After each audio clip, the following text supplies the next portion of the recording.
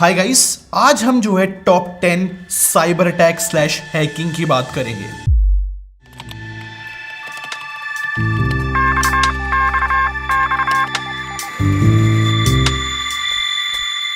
सबसे पहले यहां पर मैं आप लोगों से बात करना चाहूंगा। पुणे का एक बैंक है कॉस्मोस बैंक, और बहुत पुराना बैंक है ये, और 2018 में यहां पर जो है साइबर अटैक हुआ इनके ऊपर।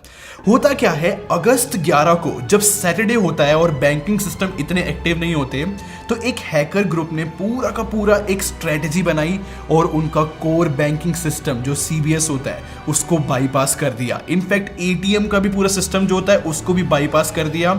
और उस सीबीएस में होता क्या है, वो ये डिसाइड करता है कि जो भी यूजर अपने अकाउंट से पैसे डेबिट कर रहा है उसके अकाउंट में इतना पैसा है या फिर नहीं, उसी को ही बाईपास करना सबसे बड़ा साइबर अटैक उसको बनाता है। ऊपर से इस हैकर ग्रुप ने जो है डार्क वेब पे जाकर इस बैंक के यूजर्स का डाटा खरीदा और उनके एटीएम कार्ड का क्लोन तक करा।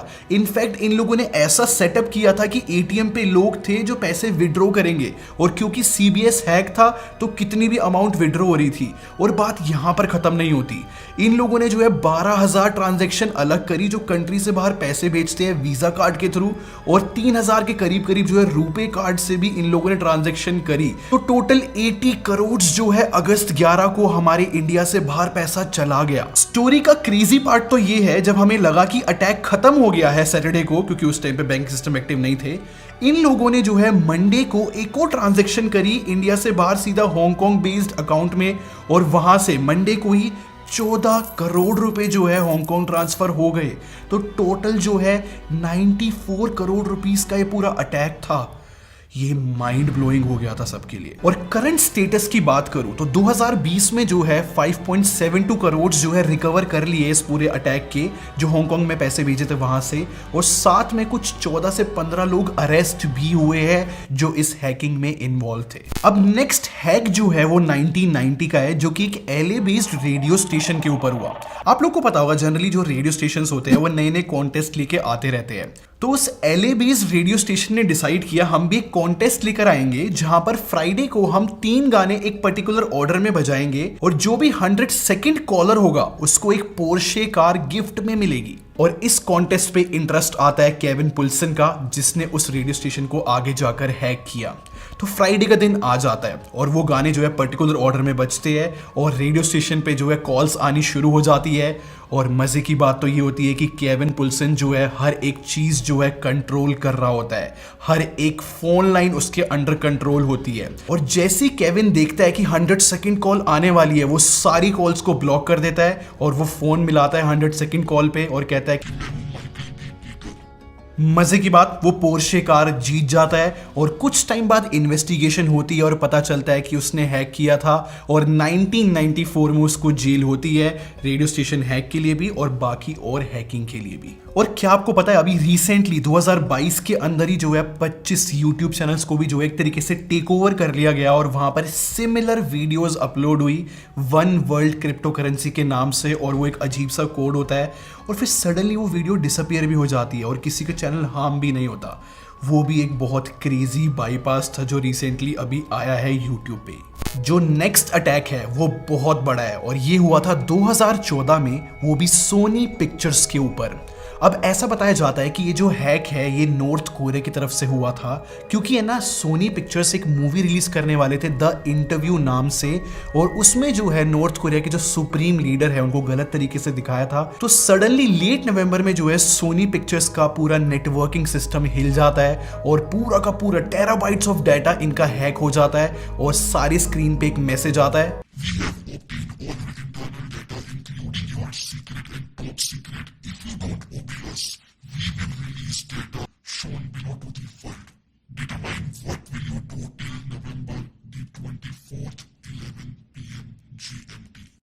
और टाइम चलते हैकर ग्रुप्स ने जो है सोनी पिक्चर्स की 4 अनरिलीज्ड मूवीज जो है पब्लिकली पब्लिश कर दी, और उनकी जितने भी एम्प्लॉयज थे उनका परफॉर्मेंस, सैलरी, सारा जो डाटा होता है वो भी पब्लिकली लीक कर दिया था। मोरओवर हैकर ग्रुप्स ने जो है जर्नलिस्ट तक को पासवर्ड प्रोटेक्टेड फाइल भेज दी थी सोनी पिक्चर्स की। और इतने जो है सोनी पिक्चर्स का जो नेटवर्क हैक हुआ था उसको रिपेयर करने में बहुत टाइम लगा, और जितने भी एम्प्लॉयज थे सोनी पिक्चर्स के वो व्हाइट बोर्ड पर काम कर रहे थे, उनका सिस्टम इतना डैमेज था। इनफैक्ट सोनी पिक्चर्स ने सोच लिया था कि द इंटरव्यू मूवी ये लोग रिलीज नहीं करेंगे। फिर प्रेसिडेंट ओबामा ने सपोर्ट किया सोनी पिक्चर्स को और बोला, Do not get into a pattern in which you're intimidated by these kinds of criminal attacks. हम टेररिस्ट को सपोर्ट नहीं करेंगे और ये मूवी रिलीज होगी, और ये मूवी रिलीज लास्ट में हुई भी। अब नेक्स्ट हैक जो है 1999 में होता है, जब लोगों के हाथ में कंप्यूटर्स आने लगे थे और ईमेल बहुत ज्यादा यूज होने लगा था, और उस टाइम पे जो है लोग माइक्रोसॉफ्ट ऑफिस बहुत ज्यादा यूज करते थे। तो एक हैकर डेविड एल स्मिथ ने एक वायरस बनाया जिसका नाम था मेलिसा, और फन फैक्ट ये वायरस का नाम जो है एक स्ट्रिपर से इंस्पायर्ड था। ये मेलिसा वायरस जो है वह डॉक्यूमेंट के थ्रू फैलता था, और आउटलुक पे लोगों के पास एक ईमेल आती थी, here is a file you have asked for, don't show it to anyone else. और जैसे ही कोई इस फाइल को ओपन करता था तो उसकी आउटलुक में 50 लोगों को सेम ईमेल फॉरवर्ड कर दिया जाता था, और ये पहला successful email aware computer virus था। और इसके चलते हुआ ये इंटरनेट बहुत स्लो हो गया, क्योंकि इतने ज्यादा ईमेल फॉरवर्ड हो रहे थे कि बहुत सारी कंपनीज के जो मेल सर्वर है वो ओवरलोड होने लगे, और लास्ट में माइक्रोसॉफ्ट को अपना मेल सर्वर शट डाउन करना पड़ा। ऊपर से 1 मिलियन ईमेल अकाउंट जो है पूरे बर्बाद हो चुके थे, और इन सब की वजह से जो है एंटीवायरस की सेल बहुत ज्यादा बूस्ट होने लगी। और कुछ टाइम बाद जो है स्मिथ पकड़ा गया जिसने वायरस बनाया था, और उसको जो है 20 महीने की जेल हुई और $5000 का फाइन भी। और ये बात 1999 की है, बोलना मत। और अब बात करते हैं वर्ल्ड के सबसे पहले डिजिटल वेपन की, जिसका नाम है स्टक्सनेट, और ये सबसे पहले जो है ईरान में मिला था 2010 के अंदर। और ऐसा बताया जाता है कि इजराइल और यूएस ने मिलकर ये वर्म बनाया था जिससे ईरान की न्यूक्लियर फैसिलिटीज को स्लो किया जाए। इस ईरान की न्यूक्लियर फैसिलिटी को स्लो इसलिए करवाना था यूएस और इजराइल को, जिससे रीजनल वॉर ना शुरू हो जाए। पता है इस अटैक को एग्जीक्यूट कैसे करा था? जो ईरानियन की न्यूक्लियर फैसिलिटीज थे ना, वहां पर कोई भी इंटरनेट नहीं था, बहुत मुश्किल था वहां तक वो वर्म पहुंचाना, वो अटैक पहुंचाना। तो ऐसा माना जाता है कि स्पेशल एजेंट्स के थ्रू ईरानियन फैसिलिटीज के अंदर गए और वो यूएसबी स्टिक उनके सिस्टम में डाली, और तब जाके इन्फेक्ट हुआ।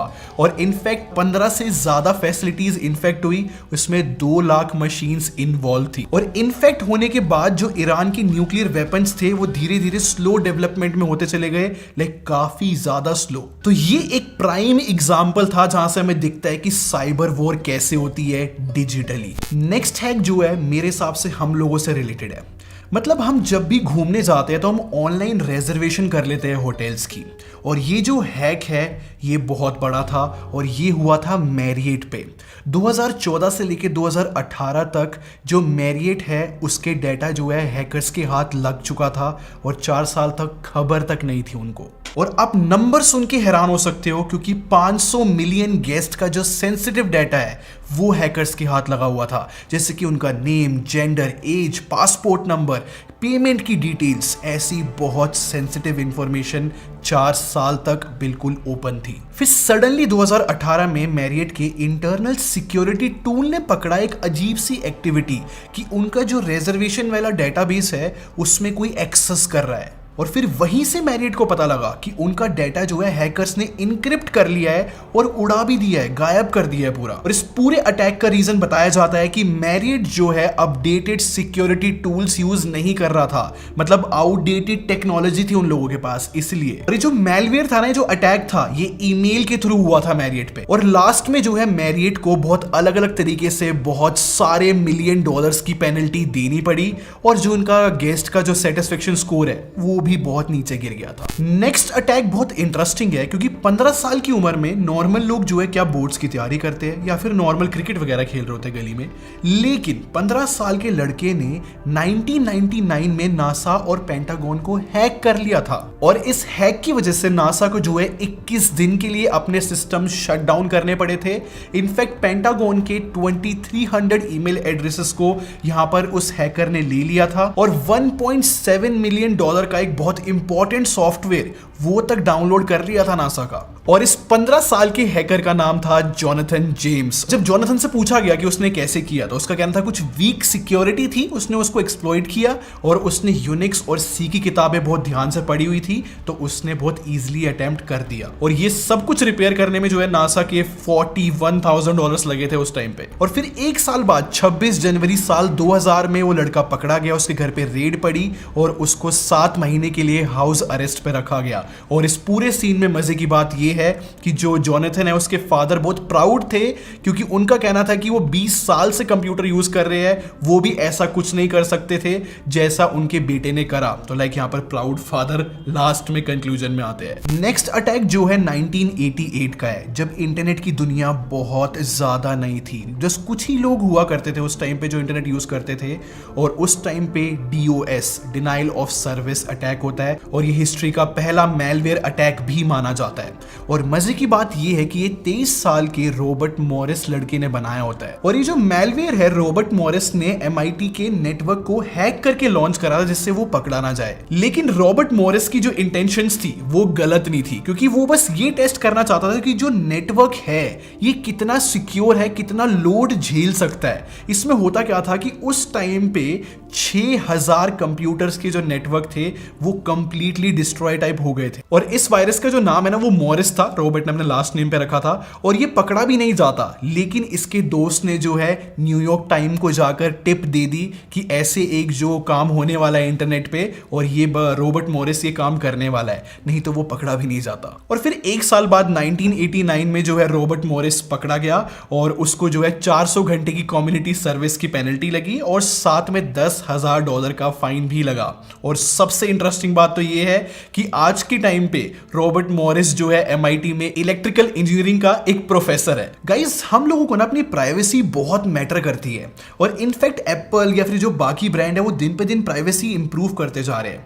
बट क्या आपको पता है कि एक ऐसा स्पाईवेयर है जिसमें आपको सिर्फ एक मिस कॉल आएगी और आपको पता भी नहीं लगेगा कि मिस कॉल आई है और आपके पूरे फोन का या फिर डिवाइस का एक्सेस एक बंदे के हाथ में होगा, A to Z चीजें। इंट्रोड्यूस कराता हूं मैं पेगासस से। ऐसा माना जाता है कि इजराइल की एक कंपनी है NSO ग्रुप, उसने ये डेवलप किया था। और इसको डेवलप करने का रीजन भी बड़ा सिंपल है, जिससे गवर्नमेंट इसको खरीद सके और क्रिमिनल्स या फिर टेररिस्ट के ऊपर एक ट्रैक रख सके। और माइंड ब्लोइंग बात तो ये है कि ये हर एक डिवाइस पे वर्क करता है, चाहे iOS, एंड्रॉइड, विंडोज, इनफैक्ट जो नोकिया के सिम्बियन डिवाइसेस है जो पहले आते थे उन पर भी ये इंस्टॉल किया जा सकता है। स्केरी बात तो ये है कि एक बार फोन में पेगासस इंस्टॉल हो गया तो वो रियल टाइम कैमरा और माइक को सर्विलेंस की तरह भी यूज किया जा सकता है। इनफैक्ट आपकी हर छोटी से छोटी इंफॉर्मेशन वो पेगासस ले सकता है, चाहे फिर वो लोकेशन हिस्ट्री हो, फोटोज, वीडियोस, एवरीथिंग। और जुलाई 2021 में जो है 50,000 फोन नंबर लीक हुए थे जिन पे ऐसा बताया जाता है कि सर्विलेंस करी गई थी, ऐसे रियल टाइम ट्रैकिंग की गई थी। और उसमें बहुत सारे पॉपुलर नाम है जैसे कि अनिल अंबानी, राहुल गांधी, फ्रांस के प्रेसिडेंट और पाकिस्तान के प्राइम मिनिस्टर, ऐसे बहुत सारे नाम इंक्लूडेड है। और करंट सिचुएशन तो ये है कि सुप्रीम कोर्ट ने जो है अभी एक इन्वेस्टिगेशन स्टार्ट करी है और ये इन्वेस्टिगेशन अभी चल रही है। आई लव यू गाइस, इसी बात पे सब्सक्राइब कर दो। खैर आपको मैं ये बताना चाहता हूं कि ईयर 2000 में यहां पर एक वायरस था जिसका नाम था आई लव यू। और ये वायरस जो है एक 24 साल के लड़के ने बनाया था जो कि फिलीपीन में रहता था। और इस वायरस के बनाने का बड़ा सिंपल सा रीजन था उसका कि वो चाहता था कि सबके वाईफाई का पासवर्ड उसको मिल जाए। लेकिन ये वायरस बहुत डिफरेंट तरीके से उसने रिएक्ट किया। इसमें होता क्या था कि एक ईमेल आता था आउटलुक पे और उसमें एक फाइल अटैच होती थी जिसमें लिखा होता था a love letter for you .txt और ये एक VB स्क्रिप्ट की फाइल थी। बट VBS वाला जो एक्सटेंशन है वो हमेशा हिडन रहता था, सिर्फ TXT लगता था। लोगों को लगता था कि टेक्स्ट फाइल है, एक लव लेटर आया है और उसको खोलते थे और उसको खोलने के बाद सिस्टम की सारी फाइल्स डैमेज हो जाती थी। और इतना ही नहीं, जो भी उस फाइल को खोलता था ना उनके ईमेल एड्रेस में जितने भी कॉन्टैक्ट्स थे उन सबको ये सेम ईमेल आगे फॉरवर्ड हो जाता था। और फिनोमिनल नंबर्स में जो है कंप्यूटर्स इन्फेक्ट हुए। ऐसा बताया जाता है कि 10% इंटरनेट यूजर्स इस वायरस से इन्फेक्ट हुए थे। इनफैक्ट इस अटैक को रोकने के लिए ना कंपनीज ने जो है आई लव यू वर्ड को फिल्टर करना शुरू कर दिया, लेकिन हैकर्स ने इसी वायरस को नए नए तरीके से रिप्रेजेंट कर दिया, जैसे कि joke4you.txt फाइल आने लगी या फिर मदर्स डे स्पेशल.txt फाइल आने लगी और वो सेम चीजें फिर होती थी। इनफैक्ट एक एग्जांपल तो ये है कि वहां पर वायरस अलर्ट लिखा आता था और लोगों को लगता कि वायरस आ गया है, फिर वो उस txt फाइल पे क्लिक कर देते थे बचने के लिए। फिर ये साइकिल हमेशा की तरह कंटिन्यू रही और लोग इन्फेक्ट होते रहे। और ये जो आई लव यू वायरस ने एक वर्म था और बहुत सारी कंपनीज ने जो है अपना मेलिंग सिस्टम ही बंद कर दिया था जिससे वो प्रोटेक्टेड रह सके। और ऐसा बताया जाता है कि 5 से 8 बिलियन डॉलर का ये डैमेज कर गया था और इसको ठीक करने में 10 से 15 बिलियन डॉलर लगे। और हाँ, लास्ट में इसका एंड कुछ ऐसे होता है कि एंटीवायरस जो कंपनीज है उन्होंने स्टेप अप किया, तब जाके इसका कुछ एंड हुआ। और यहां पर वीडियो खत्म हो जाती है। आई होप आपको कुछ नया सीखने को मिला और मजा भी आया हो। अगर आया है तो लाइक कर दो और सब्सक्राइब करके हमारे टेक बार आर्मी को ज्वाइन कर लो। हम लोग क्वालिटी में बिलीव रखते हैं। अगले मिलते हैं। Thanks for watching. Bye bye guys.